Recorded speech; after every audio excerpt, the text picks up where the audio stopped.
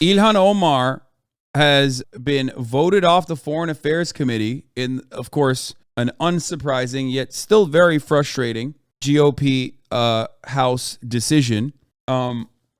She withstands the most attacks. It was already wild that she was on the Foreign Affairs Committee. That was definitely a Nancy Pelosi thing for sure, in spite of like all of Nancy Pelosi's like awful shortcomings and being a horrible monster in general. That was definitely something that she allowed the squad to do, especially as a green representative, right?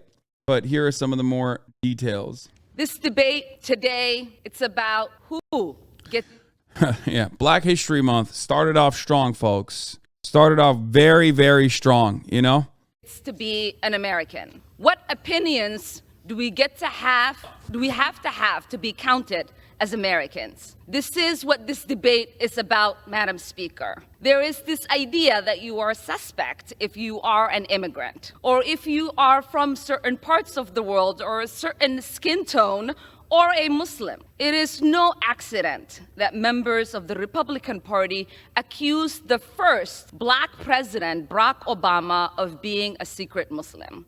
It is no accident that former President Donald Trump led a birther movement that falsely claimed he was born in Kenya. Because to them, falsely labeling the first and only president of the United States of America a Muslim and African immigrant somehow made him less American. Well, I am Muslim. I am an immigrant, and interestingly, from Africa. Is anyone surprised that I am being targeted? Is anyone surprised that I am somehow deemed unworthy? By the way, I mean, she has to like hold firmly because the Democratic caucus is, supposed to defend her in this circumstance. But make no mistake, okay? The Democratic Party has routinely attacked Ilhan Omar just as much as the Republicans have, okay? They are just as awful as the Republicans are. They used to constantly throw her under the bus.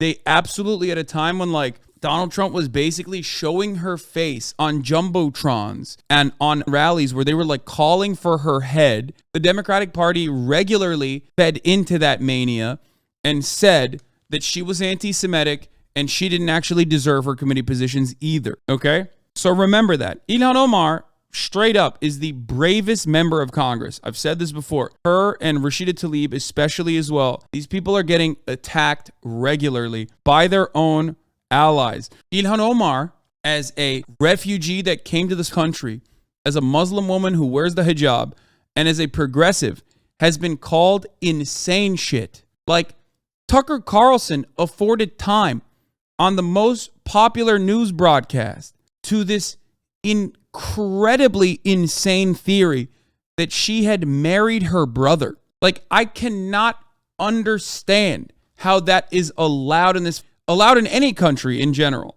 And of course, the new Democratic leader is not going to stand up. Hakeem Jeffries is not going to stand up, in my opinion, for Ilhan Omar. Jeffries on GOP effort to remove Ilhan Omar from foreign affairs.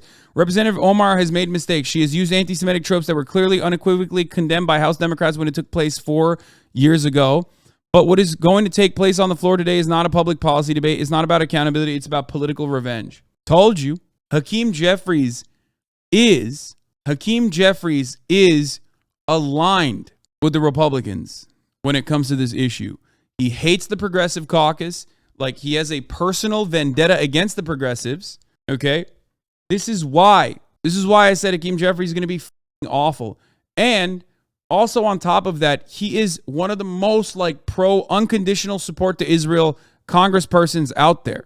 The House just voted to remove Ilhan Omar from a committee over her criticism of the pro-Israel lobby that at a time when Israel has completely ramped up its attacks on Palestinians and killed more than 30 people already this year. And the Democrats paved the way. Make no mistake. You think the Democrats are not on board with this shit? You're wrong, okay? For the chatters who are trying to say don't need people who are using anti-Semitic tropes on the Foreign Affairs Committee, you're delusional, okay? Saying that AIPAC lobby has a stranglehold grip on the United States Congress and congressional members is a factually accurate statement, okay? It is literally a lobby a very reputable and very powerful lobby, as a matter of fact. AIPAC has cut legislation in states where peacefully protesting Israel is illegal for public officials. That is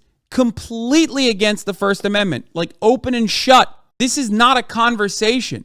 And it's not just me saying that, Hasan saying that. It's not Ilhan Omar saying that.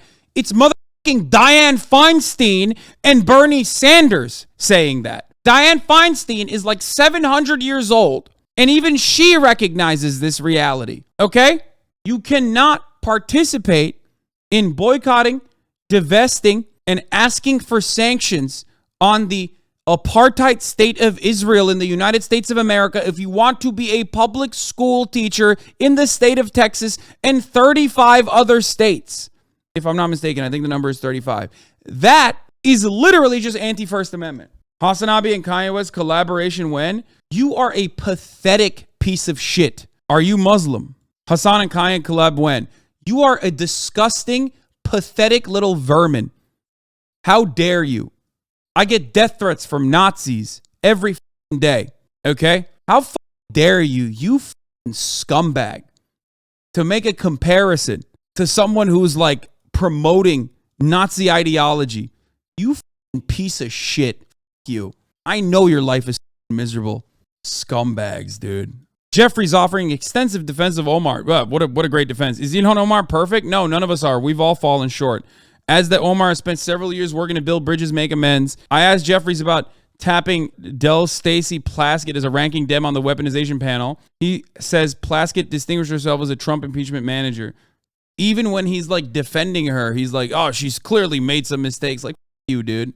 Ilhan Omar is one of the only voices. And even then, it's not like she's always critically, it's not like she's always unconditionally against the military-industrial complex, But as far as congressional members goes, yeah, how dare anyone admit imperfection? There's a difference.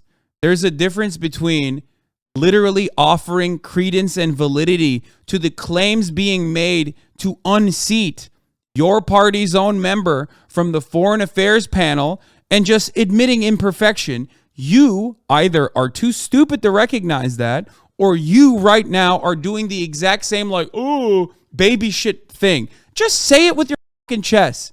Say that you think Ilhan Omar is anti-Semitic and that's why she doesn't deserve to be on the Foreign Affairs panel. Why are you so afraid in this community to mention it? Are you worried you're going to get banned? It's crazy that calling out a religion on stuff they obviously got wrong is somehow anti that religion. Wait, what are you talking about? Criticism of the Israeli state is not a criticism of Judaism. Stop giving in to fascist Zionist propaganda.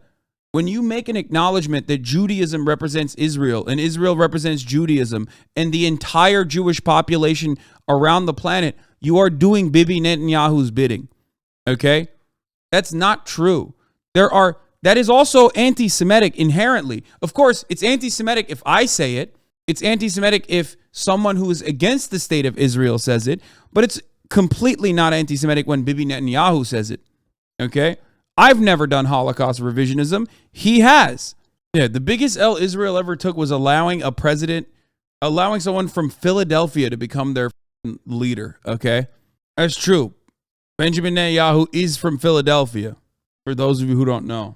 He went to school in Philly. They see me as a powerful voice that needs to be silenced. Frankly, it is expected. Because when you push power, power pushes back. Representation matters. Continuing to expand our ideas of who is American and who can partake in the American experiment is a good thing. I am an American who was sent here,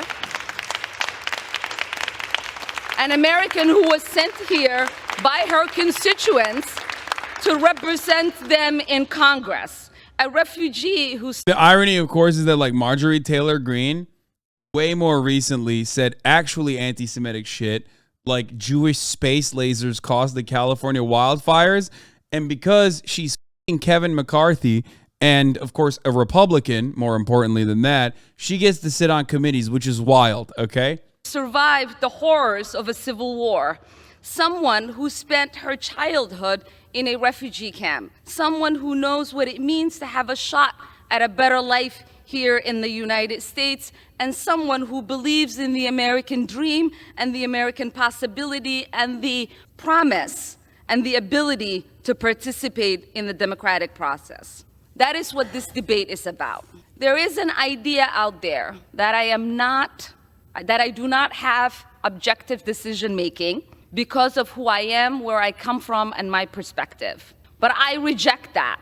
We say there is nothing objective about policymaking. We all inject our perspective, our point of views, our lived experiences, and the I hate Marjorie Taylor Greene too, but isn't it a bit misogynistic to say she's fucking McCarthy? No. You know why? Because it's true. And also, it's not even about Marjorie Taylor Greene. That's more of a stain. Marjorie Taylor Greene has leveled up in that situation. That's a benefit for her. It's more of a stain on Kevin McCarthy's otherwise, I guess, stainless reputation. That's not even true. That's why there's a reason why I say they're fucking. It's because Kevin McCarthy has had extramarital affairs with other Republican congresspersons before. The voices of our consumers. Oh, I also now think he's fucking Kristen Sinema too. I think Kevin McCarthy might be, and I can't believe I'm using this term, the most rizzed up congressperson. That's what democracy is about. So what is the work of the Foreign Affairs Committee?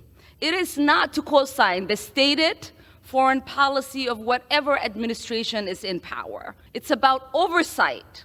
It's to critique and to advocate for a better path forward. But most importantly, it is to make the myth that American foreign policy is intrinsically moral a reality. So I will continue to speak up because representation matters. I will continue to speak up for little kids who wonder who's speaking up for them.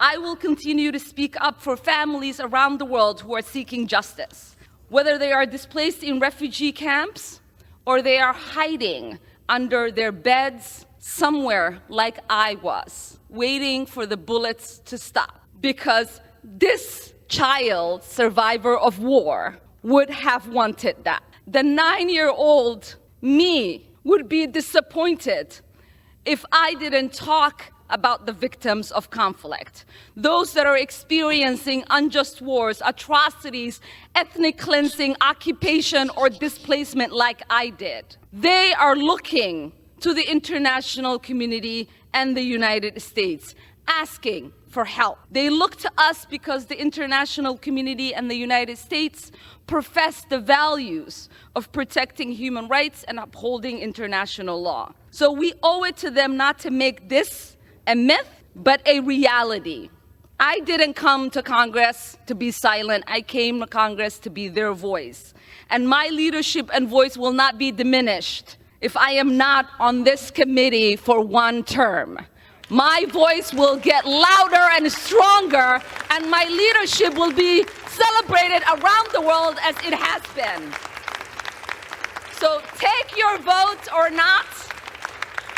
I am here to stay, and I am here to be a voice against harms around the world and advocate for a better world. I yield back. Ilhan Omar speaking a fiery address. I said, you're having sex with Marjorie Taylor Greene and gave her committee positions after she said Jewish space leaders are responsible for wildfires. Shut your bitch ass up, you ghoul.